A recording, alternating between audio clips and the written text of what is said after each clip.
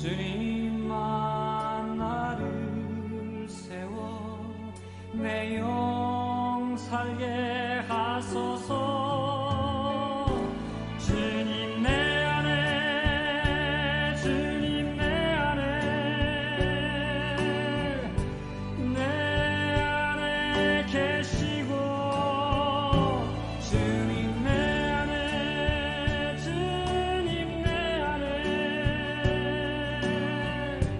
나를 세워주소서.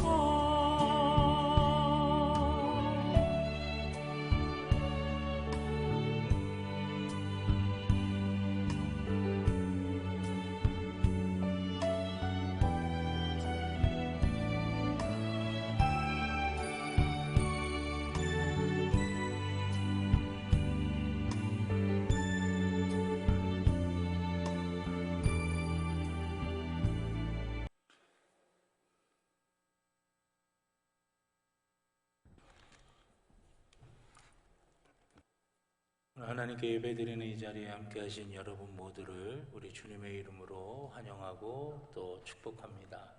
우리 하나님께 예배드리시기 전에 앞뒤 좌우에 계신 분들과 주님의 이름으로 사랑하고 존경하고 축복합니다 하시면서 사랑의 인사 나누시겠습니다. 주님의 이름으로 사랑하고 존경하고 축복합니다. 다 같이 마음을 하나님께로 모으시고 다 자리에서 일어나셔서 임내 찬송 10장 하나님께 찬양 드리도록 하겠습니다.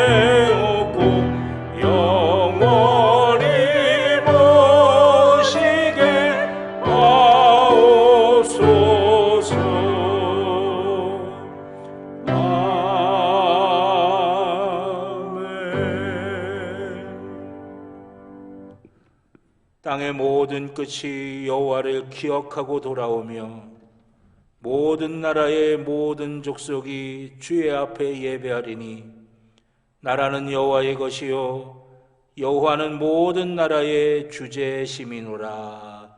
아멘. 하나님 앞에 우리의 죄를 다 같이 고백하시겠습니다. 사랑과 은혜의 하나님, 우리의 믿음이 날로 새로워지고 성장해야 하는데 그러지 못했음을 회개합니다. 우리 하나님은 외모를 보시는 것이 아니라 중심을 보신다고 우리 스스로 말하면서도 우리의 영혼과 믿음을 건강하게 세워가기보다는 사람들에게 보이는 부분만을 신경 쓰며 살기도 하였습니다. 세상과 사람들에게서 받을 상급만 신경을 쓰면 정작 하늘의 상급을 잃어버릴 수 있다는 성경의 말씀을 잊어버리는 우리의 어리석음을 용서해 주옵소서. 예수님의 이름으로 기도드립니다. 아멘. 지난 한 주간 우리의 모든 개인적인 절에 주님 앞에 참여하며 회개의 기도를 드리겠습니다. 하나님, 지난 한 주간 제가 잘못한 점을 좀 고백합니다.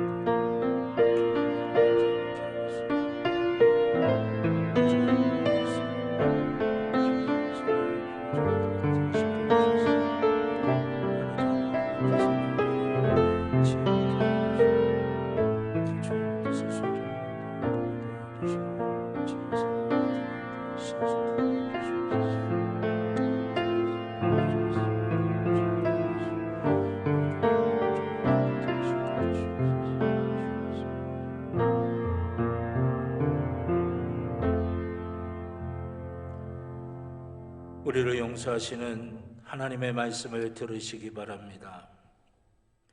내가 너희에게 이르노니 이와 같이 죄인 한 사람이 회개하면 하늘에서는 회개할 것이 없는 의인 99으로 말미암아 기뻐하는 것보다 더하리라. 아멘. 교독문 36번 시편 90편의 말씀을 교독하시겠습니다. 교독문 36번 시편 90편의 말씀을 교독하겠습니다. 주여, 주는 대대에 우리의 거처가 되셨나이다.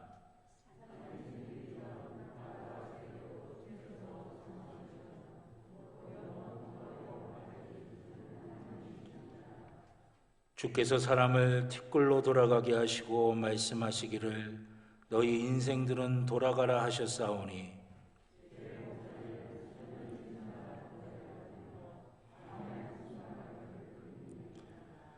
주께서 그들을 홍수처럼 쓸어가시나이다. 그들은 잠깐 자는 것 같으며 아침에 돋는 풀 같으니이다.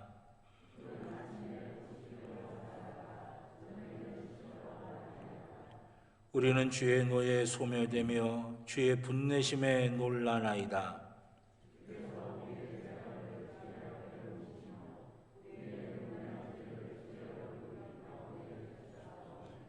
우리의 모든 날이 주의 분노 중에 지나가며 우리의 평생이 순식간에 다하였나이다.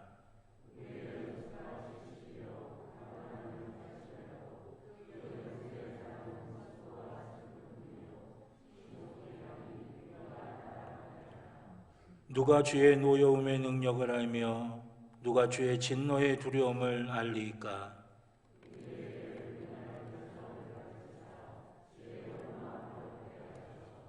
아멘.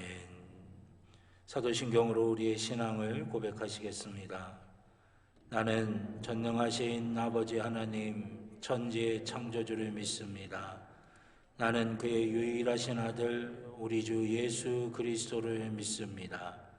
그는 성령으로 잉태되어 동정녀 마리아에게서 나시고 본디오 빌라도에게 고난을 받아 십자가에 못 박혀 죽으시고 장사된 지 사흘 만에 죽은 자 가운데서 다시 살아나셨으며 하늘에 오르시어 전능하신 아버지 하나님 우편에 앉아 계시다가 거기로부터 살아있는 자와 죽은 자를 심판하러 오십니다. 나는 성령을 믿으며 거룩한 공교회와 성도의 교제와 죄를 용서받는 것과 몸의 부활과 영생을 믿습니다. 아멘. 만복의 근원 하나님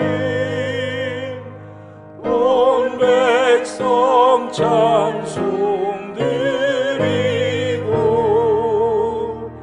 저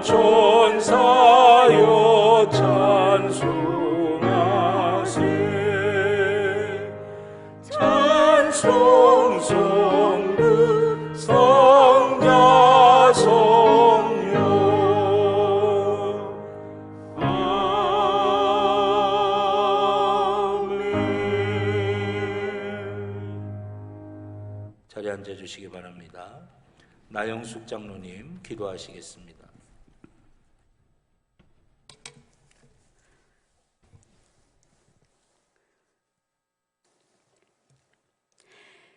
우리의 목자 되셔서 우리의 삶을 이끄시는 참으로 좋으신 하나님 아버지, 그 사랑과 은혜에 감사를 드립니다. 지난 한 주간도 우리 모두는 지켜보호해 주시고 이 시간 주님의 전으로 이끄사 예배 드릴 때 영광 받으시오니 참으로 감사를 드립니다. 해가 뜨고 해가 지고 가을이 가고 겨울이 오는 이 자연의 섭리 속에서 창조주 하나님이 살아계심을 날마다 눈으로 보면서도 우리는 믿음 없이 낙심하고 하나님의 영광을 구하기보다 내 유익에 마음을 뺏겨 미움과 분노와 불신 속에 살았던 모습도 있습니다. 용서하여 주시옵소서. 주님의 보혈로 정결케 하여 주시옵소서. 은혜의 하나님, 우리는 주님의 은혜 아니면 살아갈 수 없는 연약한 주의 백성들입니다. 긍휼히 여기시고 그래도 주님의 말씀으로 변화받고 새로워져서 주님이 원하시는 주의 자녀답게 살기를 기도하며 주님의 은혜를 사모하는 이 예배의 시간 속에 찬양과 기도 위에 하나님의 임재가, 하나님의 손길이, 하나님의 음성이 우리 각 사람에게 임하셔서 위로받고 치유받고 회복되는 시간이 되게 주님 도와주시옵소서. 주님의 능력이 강하게 역사하는 귀한 시간이 되게 하옵소서.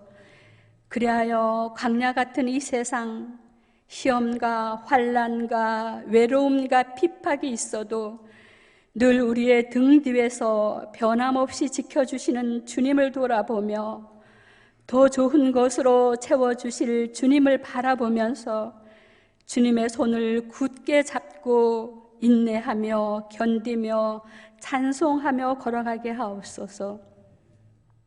은혜 하나님, 다음 주일은 추수감사절입니다. 올 한 해 베풀어 주신 주님의 은혜를 돌아보며 헤아려 보게 하옵소서. 받은 그 은혜에 가슴이 뜨거워지고 감사의 눈물이 있는 한 주간이 되어 진정한 감사가 넘치는 추수감사절을 주님께 온전히 드리게 하옵소서.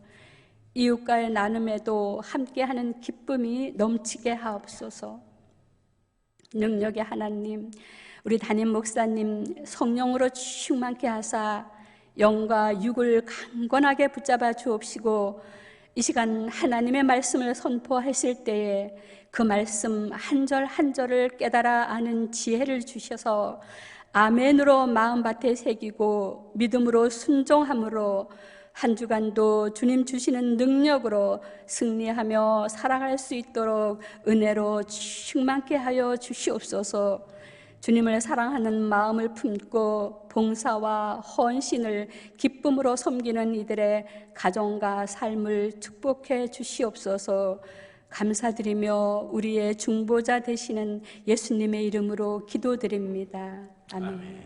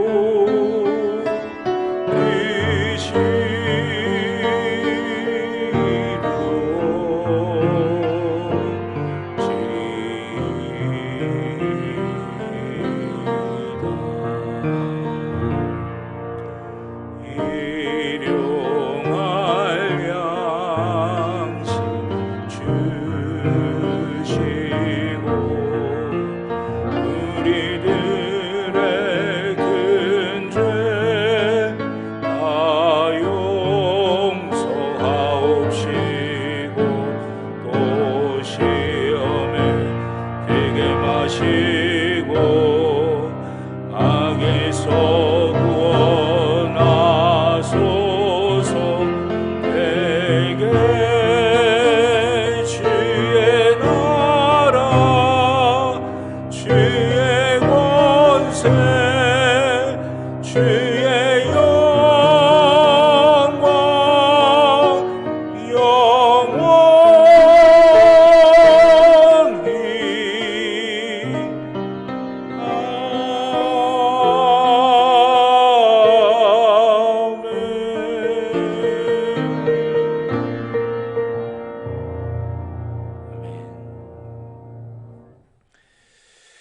감사합니다. 오늘 우리에게 주신 하나님의 말씀은 구약성경 시편 23편 1절로 6절입니다. 구약성경 818쪽입니다. 시편 23편 1절부터 6절까지의 말씀입니다. 제가 한 절, 여러분들이 한 절 교독하시고 마지막 6절의 말씀은 함께 봉독하도록 하겠습니다. 여호와는 나의 목자시니 내게 부족함이 없으리로다.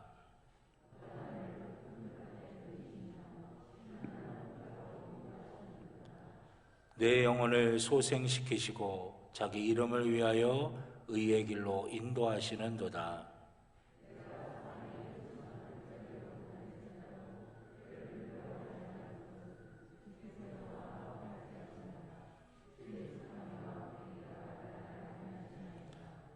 주께서 내 원수의 목전에서 내게 상을 차려주시고 기름을 내 머리에 부으셨으니 내 잔이 넘치나이다. 내 평생의 선하심과 인자하심이 반드시 나를 따르리니 내가 여호와의 집에 영원히 살리로다. 아멘. 기도드리겠습니다.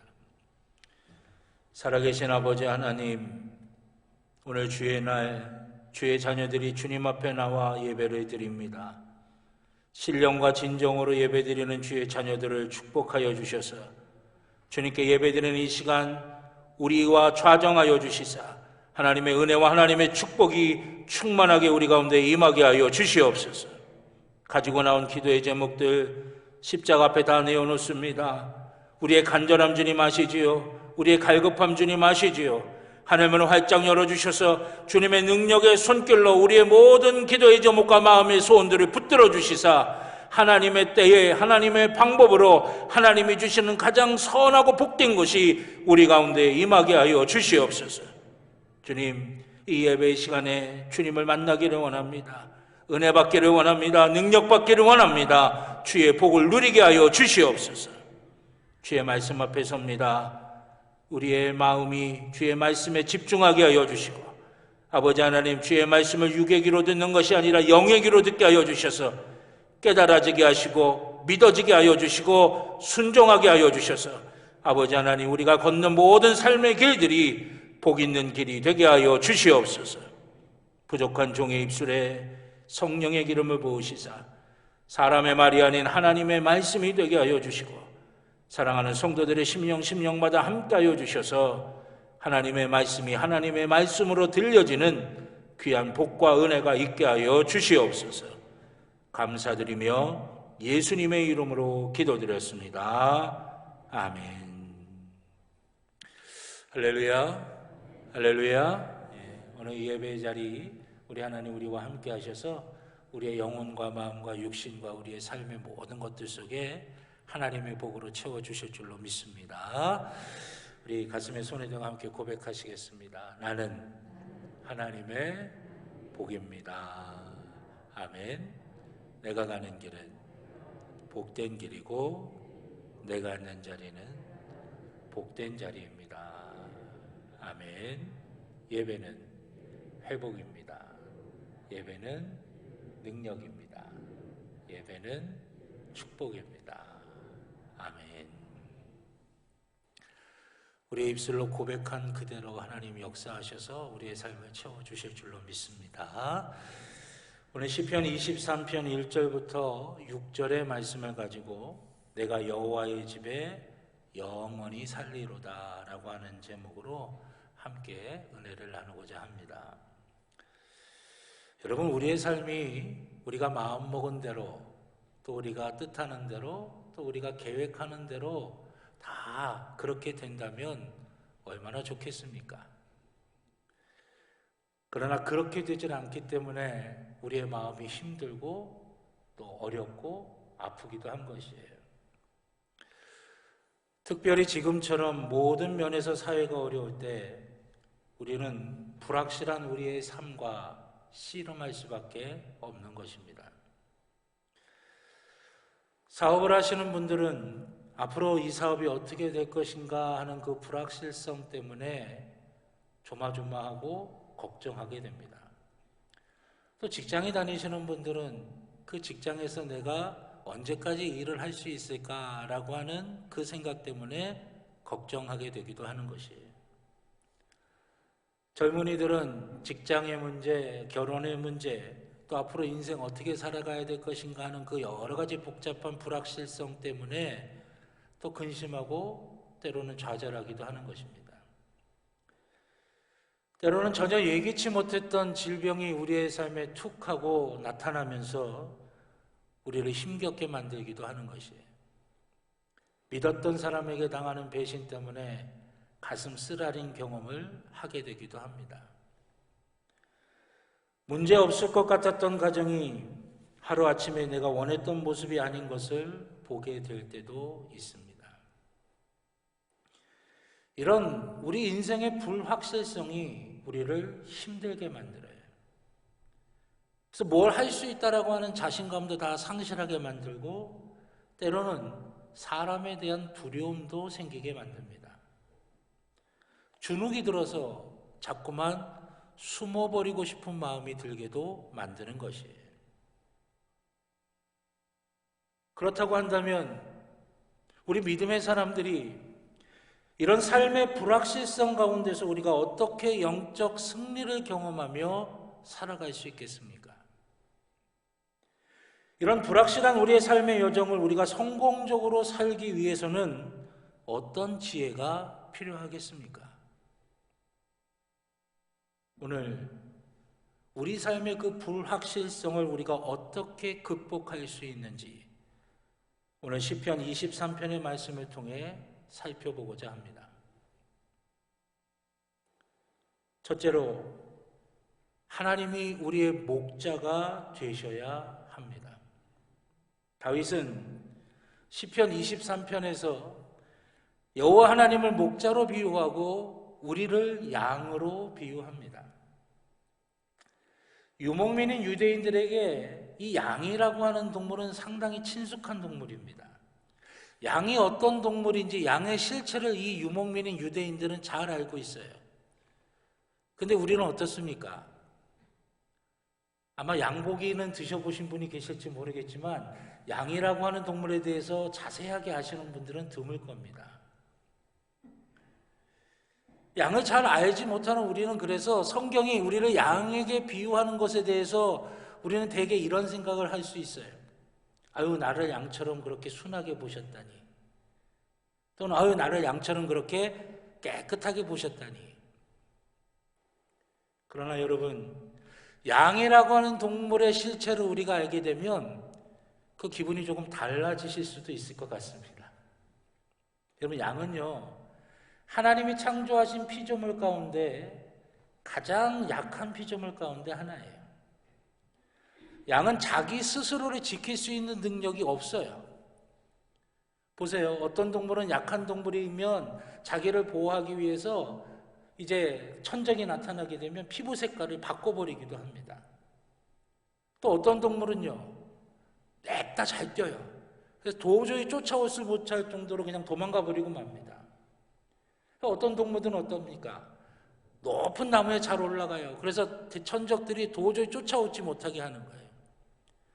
그냥 하늘을 날아버리기도 하고 한 가지 이상씩은 꼭 자기 자신을 지킬 수 있는 뭔가 무기가 있는 거예요. 근데 양이라고 하는 동물은 그러질 못해요. 자기를 지킬 수 있는 능력이 없어요. 눈도 엄청나게 나빠갖고 바로 앞에 있어도 잘 구분을 못한다고 합니다. 동작이 느리고 혼자 먹을 것을 찾지도 못합니다. 이 겁수는 얼마나 많은지 물을 마셔야 되는데 시냇물 소리가 무서워서 시냇물가에 가서 물을 마시질 못한다고 그러는 거예요. 목자가 억지로 끌고 가서 먹여야 먹을 수 있다는 거죠. 그리고 죄송하지만 양은 우리가 생각하는 것만큼 그렇게 깨끗한 동물이 아니라고 합니다.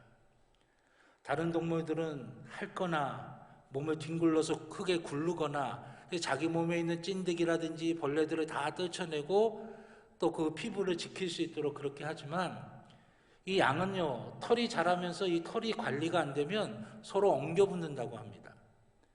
그러면서 그 피부에 진딧물이라든지 온갖 세균들이 득실거리면서 피부병이 생기고 그 털에서 아주 심한 악취가 난다라고 하는 거예요.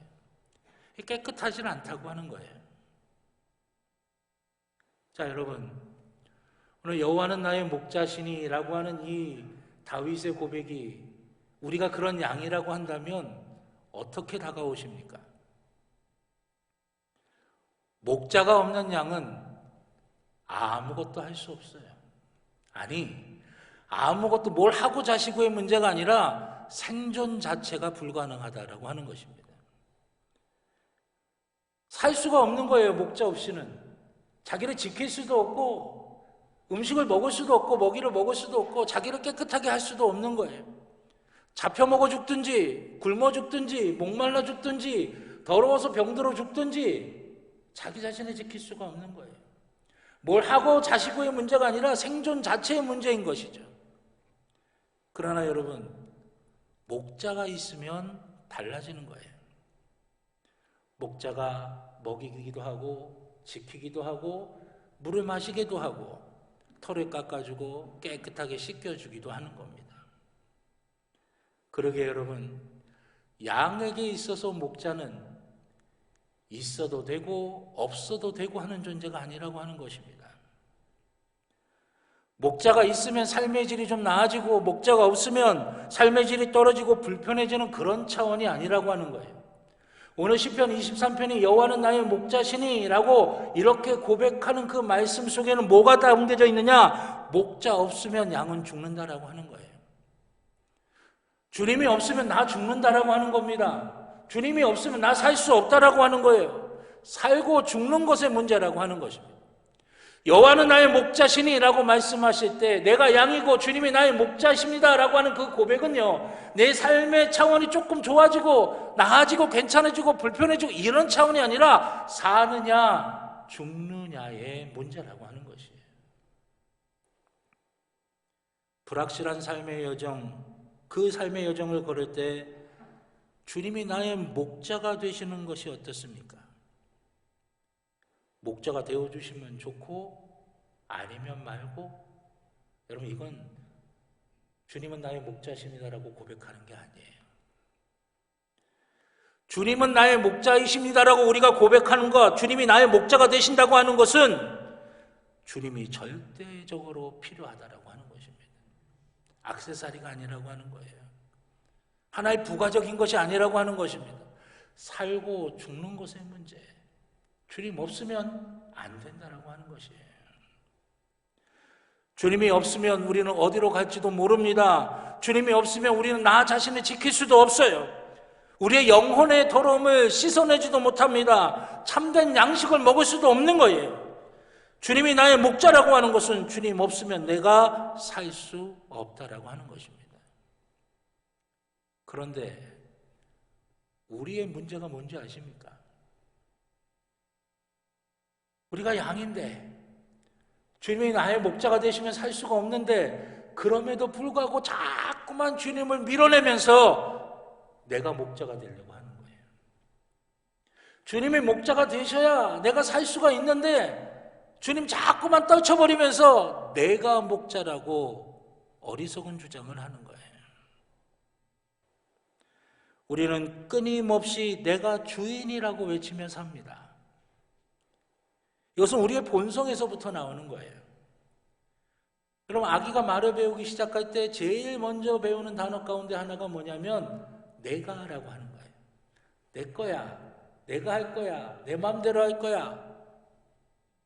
여러분, 우리의 본성이 얼마나 그거에 민감한지를 보여주고 있는 거예요. 많은 사람들이 좋아하시는 팝송인 마이웨이라고 하는 노래가 있습니다. 여러분, 이 노래의 마지막 가사는 이겁니다. I did it my way. 나는 내 길을 내가 만들어 갈 거야 라고 하는 거예요. 많은 사람들이 그 가사에 환호성을 치르고 박수를 치고 열광을 합니다. 왜 그렇습니까? 인간의 본성이 그걸 원하는 거예요. 내 삶은 그냥 내가 만들어 가는 거예요. 내 삶은 내가 책임진다고 하는 것입니다. 내 삶은 내가 열어간다라고 하는 거예요. 여러분, 그래서 열립니까? 열릴 수가 없어요. 양인 우리가 어리석고 연약하고 부족한 우리가 내 삶을 내가 연다고 해서 그게 열려지는 게 아니라고 하는 것이죠. 내가 여는 게 아니라 우리 주님이 나의 목자가 되어주셔서 우리 주님이 열어주셔야 열린다라고 하는 것이에요. 여러분, 이걸 깨닫는 게 진짜 지혜라고 하는 거예요. 인간은 끊임없이 인간의 가능성에 대해서 이야기합니다. 그러나 그 인간의 가능성이라고 하는 것이 얼마나 불확실한 것인지, 인간이 그렇게 주장했던 모든 것들이 오히려 인간을 더 힘들게 만들기도 하고, 인간이 이성적이라고 했던 그 모든 것들이 1차 세계대전, 2차 세계대전, 베트남 전쟁을 통해서 인간이 얼마나 추악해질 수 있고 얼마나 악해질 수 있고 얼마나 밀어내질 수 있는지 여실히 드러났음에도 불구하고 인간은 여전히 인간 스스로에게 가능성이 있다고 이야기합니다. 내가 내 길을 연다라고 이야기해요. 목자가 되신 주님을 자꾸만 밀어내면서 양인 우리가 목자가 되려고 하는 거예요. 이게 우리 인간의 비극이라고 하는 것이에요. 우리가 우리의 삶의 길을 여는 게 아니라 주님이 우리의 목자가 되어주셔서 주님께서 우리의 인생의 길을 열어주실 때 그 길이 생명이 있는 길이고 그 길이 진짜 복 있는 길인 줄로 믿으시기를 주님의 이름으로 축원합니다. 여러분, 자기 방식으로 머리를 굴리고 계획을 세우고 스스로 자기의 삶을 통제하려고 하는 것, 이게 불안한 거예요. 그래서 인간이 자기가 한다고 하지만 늘 불안한 거예요. 늘 걱정인 거예요. 그래서 온갖 신경이 쓰이고 온갖 불안 증세가 나타나는 것이고, 그게 육신의 질병으로도 나타나는 것이고, 삶의 갈증으로, 삶의 건조함으로 나타나게 되는 거예요. 그러나 오늘 본문에서 다윗은 우리에게 더 나은 삶의 방식을 제안합니다. 여호와가 나의 목자 되시니. 다윗이 이야기하는 게 그거예요. 우리의 살 길이 어디에 있느냐? 여호와는 나의 목자시니. 주님이 나의 목자가 되어주셔서 주님께서 우리의 인생의 길을 열어주셔야 된다라고 하는 것입니다.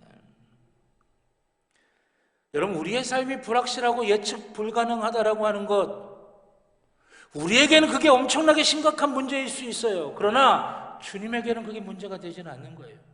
우리가 모를 뿐이지 주님이 모르시는 게 아니에요. 우리가 핸들링 할 수 없을 뿐이지 주님이 핸들링 하지 못하시는 게 아니라고 하는 거예요. 우리의 삶을 우리가 움켜쥐고 내가 목자가 되려고 하니까 모르니까 불안하죠. 내가 핸들링 할 수 없으니까 답답하죠. 그러나 주님이 내 목자가 되어주시면 주님께서는 아시는 겁니다. 주님께서 핸들링 하실 수 있어요. 끌고 가시는 분이 주님이시기 때문이라고 하는 것이에요. 그걸 깨닫는 게 지혜라고 하는 것입니다. 한치 앞을 알 수 없는 우리 인생의 불확실성 앞에서 어떻게 우리가 우리 삶에 답을 찾을 수 있겠습니까? 우리의 한계를 인정하고 우리 인생의 여정에 목자 되신 주님을 초청해야 되는 것입니다. 그럴 때 우리는 시편 23편 2절과 3절의 고백을 할 수가 있는 것입니다. 그가 나를 푸른 초장에 누이시며 쉴 만한 물가로 인도하시는도다. 내 영혼을 소생시키시고 자기 이름을 위하여 의의 길로 인도하시는도다. 아멘. 두 번째는 주님의 능력을 의지하시기 바랍니다. 4절의 말씀에 보면 내가 사망의 음침한 골짜기로 다닐지라도 해를 두려워하지 않을 것은 주께서 나와 함께 하심이라. 주의 지팡이와 막대기가 나를 안위하시나이다. 아멘. 유대인들에게 여러분 이 4절의 말씀은 상당히 익숙한 말씀입니다. 이들은 양들을 키우면서 늘 경험하는 거예요. 낮은 목초지에서 양들을 먹이다가 이 풀들이 다 끝나고 나면 이제 높은 곳에 있는 목초지로 옮겨가야 됩니다. 그 낮은 곳에서 높은 곳에 있는 곳으로 옮겨갈 때 반드시 지나가야 되는 게 있는데 그게 바로 골짜기라고 하는 것이에요. 근데 이 골짜기는 그냥 골짜기가 아니라 양들을 해치는 독사가, 양들을 잡아먹으려고 하는 늑대 같은 그 포식자들이 숨어서 양들을 잡아먹으려고, 양들을 해치려고 기다리고 있는 곳이에요.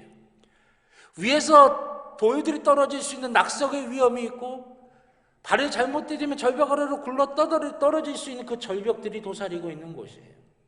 그래서 오늘 본문의 말씀은 그 골짜기를 뭐라고 표현하고 있냐면 사망의 골짜기다라고 그렇게 표현하고 있어요. 사망의 음침한 골짜기. 불확실한 인생의 길을 걸어가는 우리에게도 그 사망의 음침한 골짜기가 있습니다. 예기치 않은 고난에 만나게 됩니다. 감당하기 어려운 일들이 벌어지기 시작하는 것 같아요. 암울한 시기, 사망의 음침한 골짜기를 지나가는 것입니다. 앞이 보이지 않고 절망의 안개가 우리를 휘감아서 한 치 앞도 어떻게 될 줄 모르는 곳에 나 홀로 뚝 하고 떨어져 있는 것 같은 그런 느낌을 받을 때가 있어요. 이럴 때 우리에게는 두려움이 생기게 됩니다. 두려움이 생기면 이 두려움은 우리의 판단력과 분별력을 상실하게 만듭니다. 그리고 우리가 가야 할 길을 올바로 판단하지 못하게 만들고 오히려 우리에게 해로운 행동들을 하게 만드는 것이에요. 예전에 야생동물들이 차가 다니는 도로에서 차에 치여서 이제 죽게 되는 로드킬에 대한 다큐멘터리를 제가 본 적이 있어요. 야생동물들이 빠른데 자기를 지킬 정도로 빠를 수 있는데 어떻게 그 오는 차를 피하지 못하고 차에 치여서 죽게 되는 걸까? 한 동물학자가 그렇게 이야기하시더라고요. 자동차의 헤드라이트가 이 야생동물의 눈에는 맹수의 눈으로 보인다는 거예요. 이 밤에 보면 맹수의 눈에서 불이 나온다고 그러잖아요. 이 자동차의 헤드라이트가 이 맹수의 눈으로 인식이 된다는 거죠. 근데 일반 눈과 그 자동차 헤드라이트를 비교하면 이게 상대가 안 되게 크잖아요. 그러니까 어마어마하게 큰 맹수가 지금 자기에게 달려오는 걸로 인식이 되는 거예요. 그러다 보니까 두려움에 휩쓸려서 한 발짝도 꼼짝 못하고 거기에 그냥 고스란히 굳은 것처럼 서 있게 되는 거예요. 그래서 차에 치여서 죽게 된다라고 하는 거죠.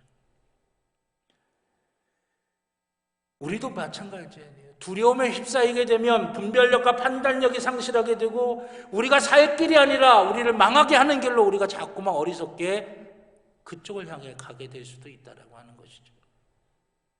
그런 우리에게 오늘 성경의 말씀은 뭐라고 말씀하시냐면 주께서 나와 함께 하시니라 그렇게 말씀하세요. 다윗이 사망의 음침한 골짜기 같은 삶의 여정, 그런 삶의 상황에서 용기 낼 수 있었던 것은 다윗이 두려움이 없어서가 아닙니다. 여러분 시편의 많은 말씀을 다윗이 은혜를 받아서 기록을 했는데 그 시편의 많은 말씀 속에 다윗이 그렇게 기록한 말씀 내용을 보게 되면요, 하나님 앞에 두렵다고 무섭다고 답답하다고 억울하다고 하소연하는 내용이 얼마나 많은지 몰라요. 나의 원수를 하나님 쳐주시옵소서, 나로 하여금 이 사망의 두려움에서 벗어나게 해주시옵소서. 다윗이 하나님 앞에 울부짖는 내용들이 다 그거예요. 두렵다는 거예요. 여러분 다윗이 사망의 음침한 골짜기 같은 삶의 길을 걸어갈 때 두려움이 없었던 것이 아닙니다. 그가 그 불확실한 삶의 두려움을 이겨낼 수 있었던 이유는 뭐냐면 주께서 나와 함께 하신다고 하는 믿음이 있었기 때문이라고 하는 것이에요. 주께서 나와 함께 하신다고 하는 그 믿음이 삶의 불확실성이 우리에게 던져주는 두려움을 이기게 만드는 것이고, 그래서 그 두려움을 이겨내야 우리가 바른 판단력과 바른 분별력을 가지고 사는 길, 생명의 길, 하나님이 인정하시는 길, 복의 길을 걸어갈 수가 있게 된다고 하는 것입니다. 나와 함께 하시는 주님, 이것이 사망의 음침한 골짜기 같은 그 길을 지날 때 우리 속에 두려움이 없게 만들고 우리가 살 길을 향해 갈 수 있도록 만들어주는 것입니다. 예전에 병원에 입원하신 이제 성도에게 신방을 갔을 때, 요즘은 코로나 때문에 병원에 입원하셔도 신방을 가지 못해서 너무나 안타까운데, 예전에 이제 병원에 입원하신 분 신방을 가서 그 교우분을 위해서 간절하게 기도했어요. 근데 옆에 이제 침대에 계신 분이 이렇게 저를 계속 쳐다보시는 거예요. 그러더니 저한테 이렇게 말씀하시는 거예요. 당신도 기도해 달라는 거예요. 당신 위해서도. 그래서 제가 교회 다니십니까? 그랬더니 교회 안 다니신다는 거예요. 또 기도받고 싶다고 그러셔서 간절하게 기도를 해드렸어요. 이 기도가 끝난 다음에 이분이 눈물을 흘리시면서 그런 말씀하시는 거예요. 제가 이 병원에서 건강하게 퇴원해서 나가게 되면 내가 신앙생활 시작하겠노라고. 이 어려움과 두려움 상황 속에서 하나님이 내게 이렇게 마음이 평안해 주시고 또 용기를 주신 이 은혜를 내가 잊을 수가 없을 것 같다고. 이제 병원에서 나가면 신앙생활 하시겠노라고 그렇게 말씀하시더라고요. 여러분, 이사야서 43장 1절과 2절의 말씀을 기억하십시오. 야곱아, 너를 창조하신 여호와께서 지금 말씀하시느니라. 이스라엘아, 너를 지으신 이가 말씀하시느니라. 너는 두려워하지 말라. 내가 너를 구속하였고 내가 너를 지명하여 불렀나니 너는 내 것이라. 내가 물 가운데로 지날 때에 내가 너와 함께 할 것이라. 강을 건널 때에 물이 너를 침몰하지 못할 것이며 내가 불 가운데로 지날 때에 타지도 아니할 것이요 불꽃이 너를 사르지도 못하리니. 아멘. 하나님이 우리와 함께 하실 때 어떤 역사가 일어나고 어떤 일이 일어나는지를 이사야서 43장에 우리에게 말씀하고 계신 것이에요. 사망의 음침한 골짜기를 지나간 그런 불확실한 우리의 인생의 길에 여러분, 우리는 홀로 걸어가는 게 아닙니다. 하나님이 우리를 너 혼자 가라고 우리를 버리신 것이 아니에요. 세상에 홀로 던져진 존재가 아니라고 하는 것입니다. 지팡이와 막대기를 든 주님이 목자가 되셔서 내 옆에 딱 버티고 계시다라고 하는 것입니다. 두려움에 휩쓸리지 마십시오. 그 두려움 때문에 그릇된 판단하지 마십시오. 약속의 말씀을 묵상하고 하나님께서 내게 주신 그 약속의 선물들을 생각하십시오. 만약 우리가 지금 삶의 불확실성이 한가운데 있다면 바로 지금, 이 지금이 믿음의 용기가 필요한 때이고 그 믿음의 용기를 통해 삶이 우리에게 주는, 불확실한 삶이 우리에게 주는 두려움을 벗어나서 사는 길로, 복된 길로, 하나님의 은혜가 있는 그 길로 걸어가는 저와 여러분 모두가 되기를 주님의 이름으로 축원합니다. 세 번째로는 주님이 주시는 삶의 풍성함을 누리십시오. 오늘 보면 5절서부터는 분위기가 달라집니다. 풍성한 음식이 있고요, 친밀한 교제가 있는 잔치 자리가 되는 거예요. 여러분, 이것은 다윗을 향한 주님의 풍성함인과 동시에 우리를 향한 주님의 풍성함이기도 한 거예요. 여러분, 우리가 삶의 불확실성 때문에 갈등하고 고민할 수도 있고 사망의 음침한 골짜기를 걸을 수도 있습니다. 그러나 여러분 기억하십시오. 그게 우리의 삶의 결론이 아니라고 하는 것이에요. 그것이 우리의 삶의 마침표가 아니라고 하는 것입니다. 주님은 결국 우리를 어디로 이끄시느냐? 푸른 초장과 쉴만한 물가로 인도하시는 거예요. 주님은 우리를 위해 풍성한 삶을 예비하시고 우리는 거기에 참여하고 그곳에서 누릴 수 있는 기쁨을 누리게 되는 것입니다. 요한복음 10장 10절의 말씀을 기억하십시오.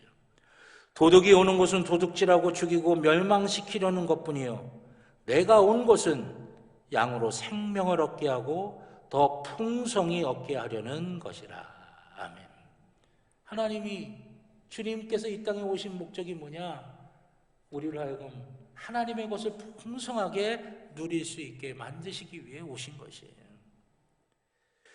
우리 주님께서 우리에게 주시는 진정한 풍성한 삶은 하나님의 은혜와 하나님의 사랑을 누리는 삶입니다.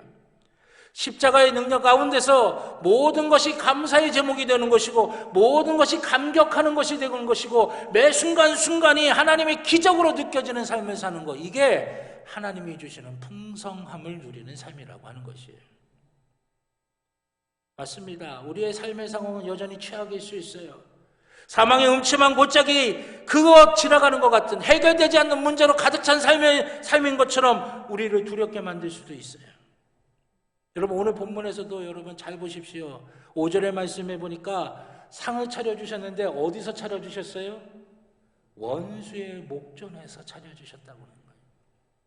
목전이 뭐예요? 눈앞에서. 원수가 우리를 해코지하려고, 우리를 망하게 하려고, 우리를 넘어뜨리려고 두 눈 스퍼렇게 뜨고 쳐다보는 그 원수의 목전 앞에서 여전히 우리 앞에는 문제가 상존합니다. 여전히 우리 앞에는 두려움이 있을 수 있어요. 여전히 우리의 삶은 불확실합니다. 그러나 그 삶 한가운데서도 하나님이 차려주시는 진수성찬이 차려져 있는 귀한 상을 우리는 받을 수가 있다라고 하는 것입니다. 무엇이 다른 거예요? 사도 바울의 고백처럼 우리를 사랑하시는 이로 말미암아 우리가 넉넉히 이기느니라라고 하는 이 고백이에요. 여전히 삶에 문제가 있고 여전히 우리는 인생의 불확실성을 지나가고 있지만 우리를 사랑하시는 이가 내 옆에서 나와 함께 하시고 나를 위하여 잔치를 베풀어 주셨기에 원수가 눈을 시퍼렇게 뜨고 우리를 집어삼키려고 쳐다보고 있어도 우리는 하나님의 기쁨을, 하나님의 만족을, 하나님의 놀라운 풍성함을 누리며 살아갈 수가 있게 된다라고 하는 것이에요. 불확실한 삶의 여정을 걸어갈 때 풍성한 하나님의 은혜를 기억하시기 바랍니다. 여러분, 우리 빈몸으로 태어났잖아요. 근데 여적 살게 만들어 주셨어요. 하나님이 채워주신다라고 하는 거죠. 그 주님께서는 지금도 그렇고 앞으로도 그렇게 하시는 분이십니다. 그렇다면 어떻게 주님이 주시는 풍성한 삶을 우리가 누릴 수가 있겠습니까? 그것은 자신의 삶을 올바로 바라볼 수 있는 영적 안목이 있을 때에 가능한 일이에요. 6절의 말씀을 보십시오. 다윗이 이렇게 고백합니다. 내 평생의 선하심과 인자하심이 반드시 나를 따르리니 내가 여호와의 집에 영원히 살리로다. 아멘. 다윗이 지금 자신의 삶을 어떻게 바라보고 있어요? 평생 동안 하나님의 선하심과 인자하심이 나를 따르고 있다. 내 삶은 그런 삶이야 라고 이야기하는 거예요. 여러분, 다윗의 삶이 어땠는지 우리 잘 알잖아요. 10년 동안 죽음의 위협 앞에 있었어요. 수많은 전쟁을 치러야 됐습니다. 자기의 대적자들이 자기를 집어삼키려고 덤비는 거예요. 위협과 아픔과 전쟁과 크고 작은 문제들의 연속이었습니다. 그러나 그는 그 모든 것을 눈에 보이는 대로 기계적으로 받아들이질 않았어요. 그런 믿음의 눈으로 자신의 삶을 바라보기 시작한 거예요. 그랬더니 그는 가장 위대한 발견을 하게 됩니다. 아, 주의 인자하심과 주의 선하심이 내 평생에 나와 함께 하셨구나. 이걸 보게 되는 거예요. 그걸 발견하니 자연스럽게 어떤 고백으로 이어집니까? 내가 여호와의 집에 영원히 거하리로다. 이 고백을 하는 거예요. 그 은혜와 그 사랑, 그 선하심과 그 인자하심이 있는 그곳에서 내가 주님께 예배하며 주님께 찬양하며 주님과 함께 하겠다라고 하는 것입니다. 이것이 불확실한 인생에서도 우리가 하나님의 풍성함을 누리는 방법이라고 하는 것이에요. 그럼 이런 영적인 안목이 우리 속에 생기려면 어떻게 해야 되겠습니까? 그것은 우리의 삶에서 감사를 찾는 능력이 있어야 된다라고 하는 것입니다. 일상의 아주 평범한 일들에서도 하나님의 은혜와 사랑을 발견하고 감사하는 훈련이 되어져 있어야 돼요. 그렇게 훈련이 되어져 있을 때 불확실한 삶의 한가운데서도 우리는 하나님의 풍성함을 누리며 살게 되는 것입니다.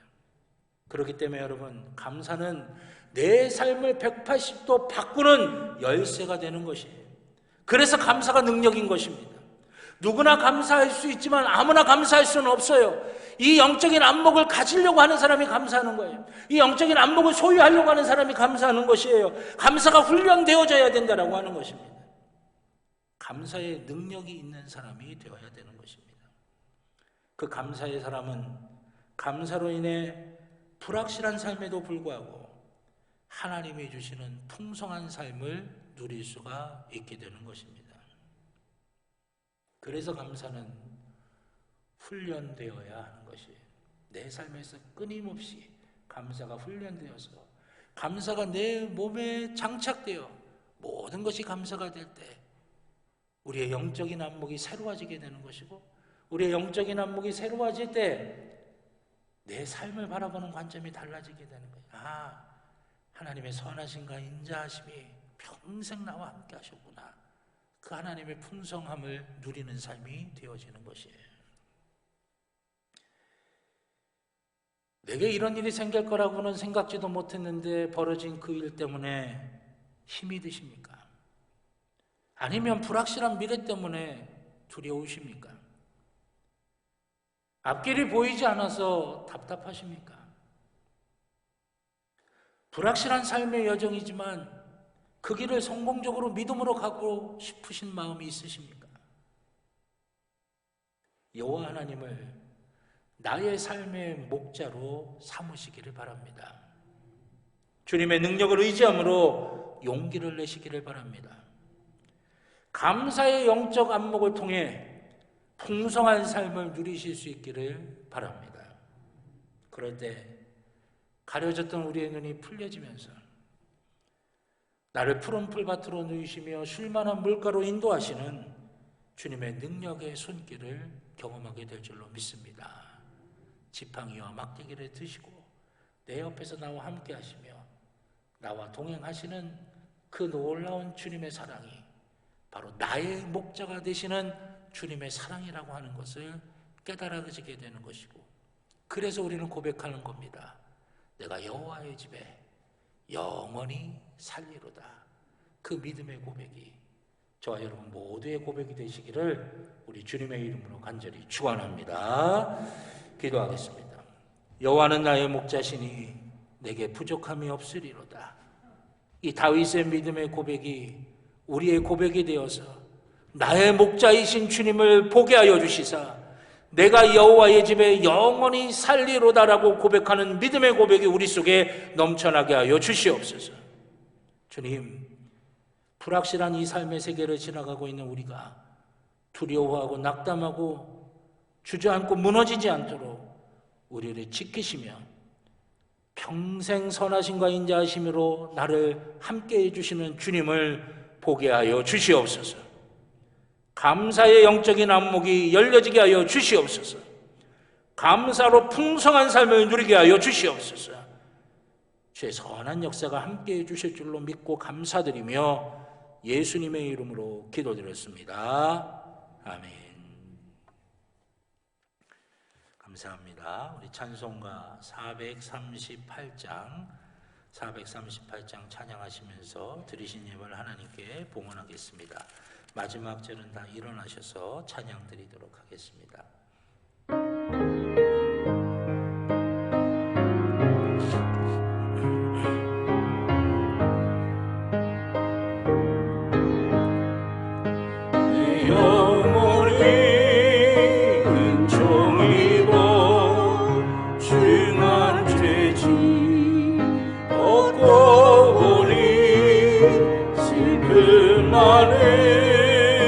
이 세상도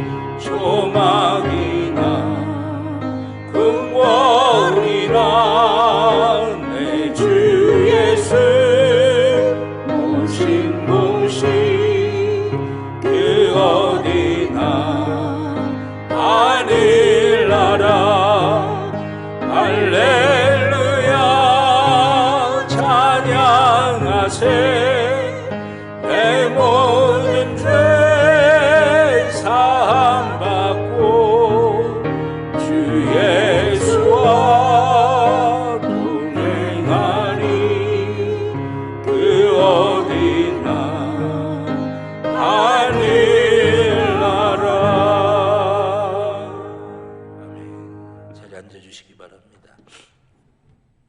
드리신 예물을 위해 기도드리겠습니다. 감사합니다. 하나님, 모든 것이 다 감사의 제목인 줄로 믿습니다. 주님, 감사로 우리의 영적인 눈이 띄어지게 하여 주셔서 우리를 풍성하게 채우신 하나님의 놀라운 손길을 보게 하여 주시옵소서. 우리에 있는 모든 것이 하나님으로부터 왔음을 다시 한번 깨닫게 하여 주시고 그 하나님께 감사함으로 더 풍성하게 누리는 복된 삶을 살게 하여 주시옵소서. 믿음 가지고 드립니다. 주님을 향한 사랑을 가지고 드립니다. 간절함 가지고 드립니다. 흠양하시는 거룩한 산재물 되게 하여 주시옵소서. 드린 손길들마다 하나님의 복이 임하기를 원합니다.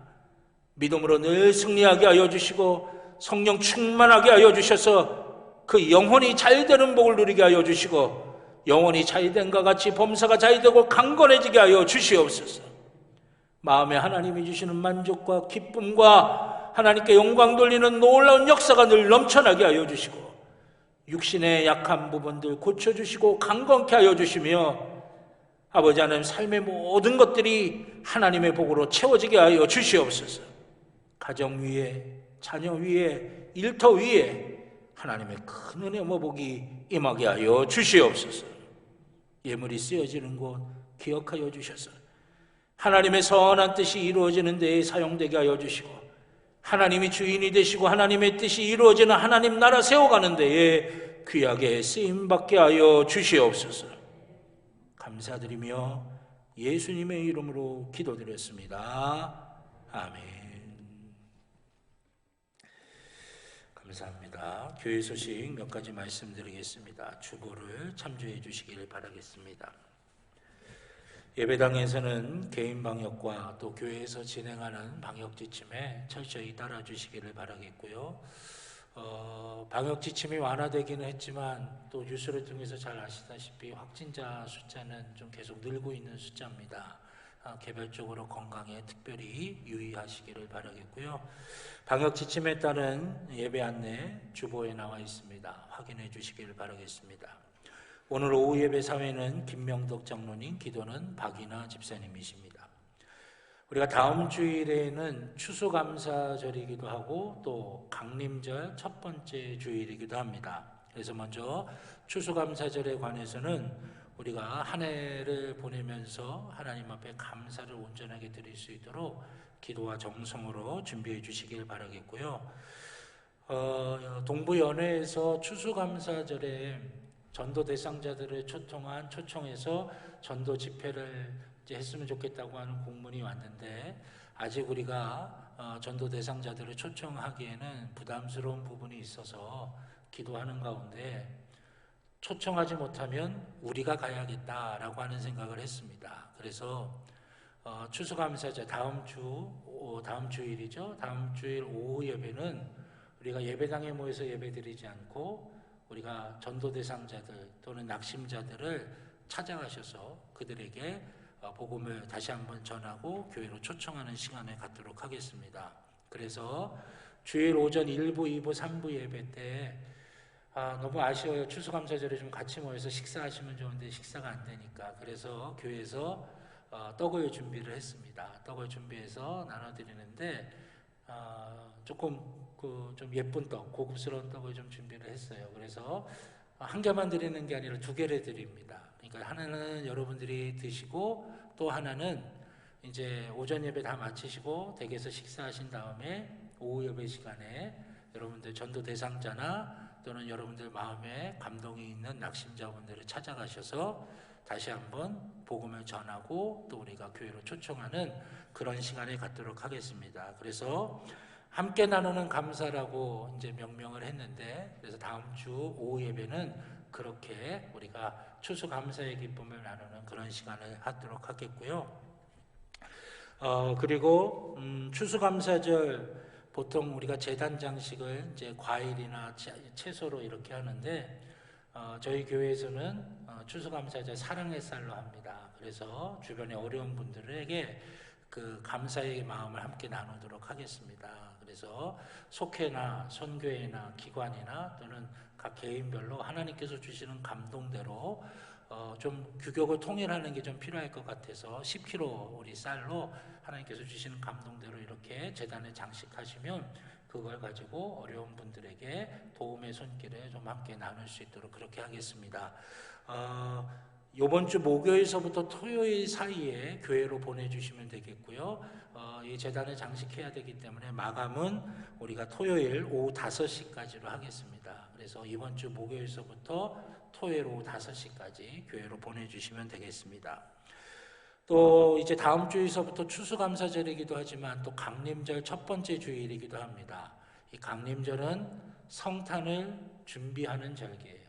성탄을 기다리는 절기입니다.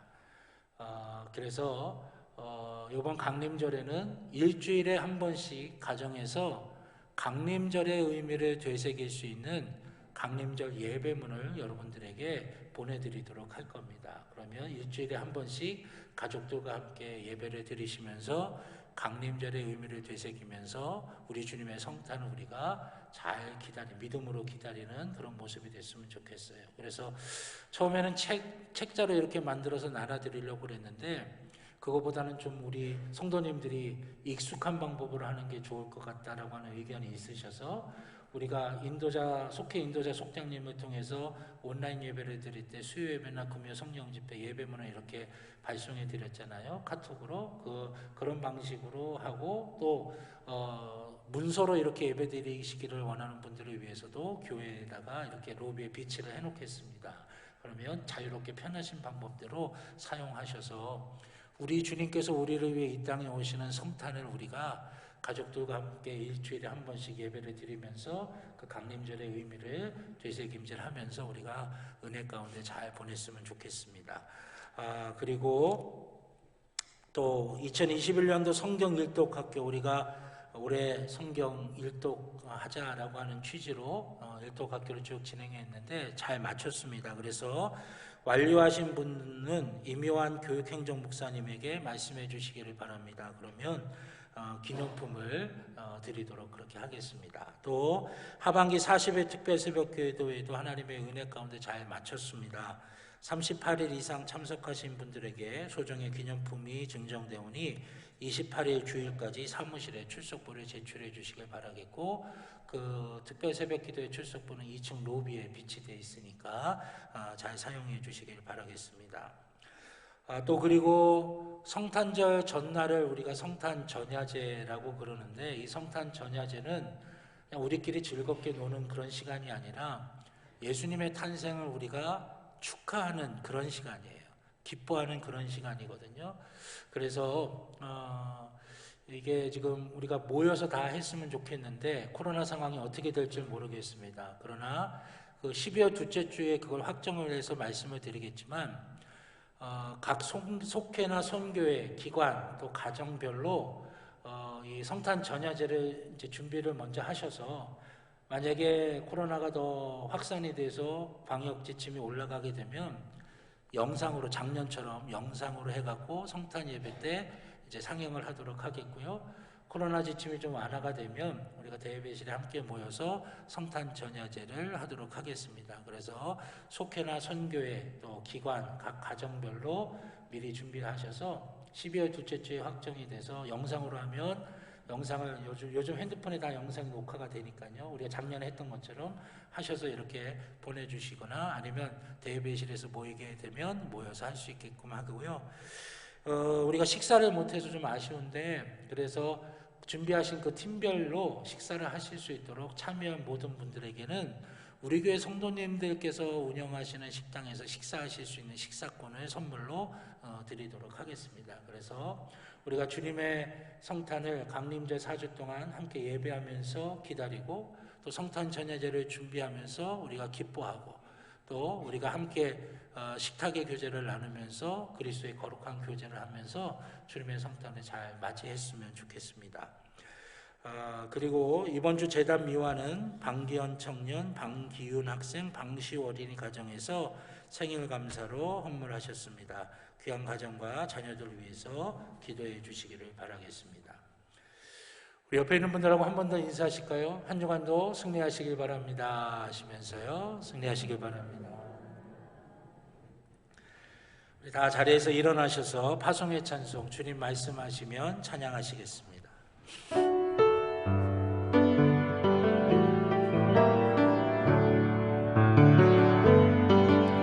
주님 말씀하시면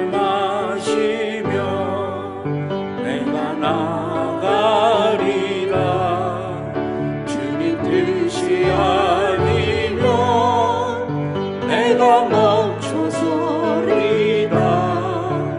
나의 가고 서는 것 주님 뜻에 있으리. 오 주님 나를 이끄소서. 뜻하신 그곳에 나 있기 원합니다. 이끄시는 대로 순종하며 살리니 연약한 내 영혼 통하여 일하소서. 주님 나라와 그 뜻을 위하여. 오 주님 나를 이끄소서.